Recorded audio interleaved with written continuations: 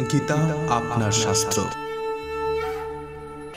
পশ্যেতাং পাণ্ডুপুত্রাণাম আচার্যমহতীং চ মূম व्यूढां द्रुपदपुत्रेण तव शिष्येण धीमता।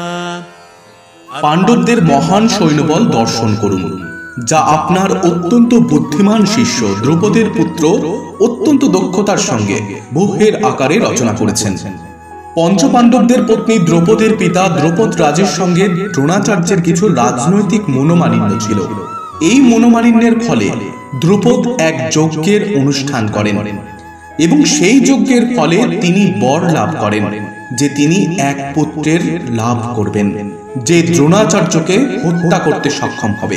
দ্রোণাচার্য এই বিষয়ে সম্পূর্ণভাবে অবগত ছিলেন, কিন্তু দ্রুপদ তার সেই পুত্র ধৃষ্টদ্যুম্নকে যখন অস্ত্র শিক্ষার জন্য তার কাছে প্রেরণ করেন, তখন উদার হৃদয়ে সত্যনিষ্ঠ ব্রাহ্মণ দ্রোণাচার্য তাকে সব রকমের অস্ত্র শিক্ষা এবং সমস্ত সামরিক কলা কৌশলের গুপ্ত তথ্য শিখিয়ে দিতে কোন রকম দ্বিধা করেননি।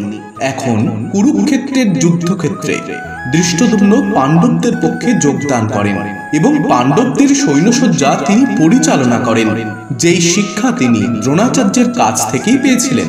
দ্রোণাচার্যের এই ত্রুটির কথা দুর্যোধন তাকে স্মরণ করিয়ে দিলেন, যাতে তিনি পূর্ণ সতর্কতা ও অনমনীয় দৃঢ়তার সঙ্গে যুদ্ধ করেন।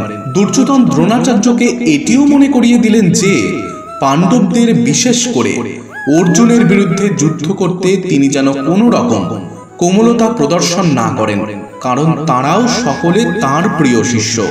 বিশেষত অর্জুন ছিলেন সবচেয়ে প্রিয় ও মেধাবী শিষ্য। দুর্যোধন সতর্ক করে দিতে চেয়েছিলেন যে এই ধরনের কোমলতা প্রকাশ পেলে যুদ্ধে অবধারিতভাবে পরাজয় হবে।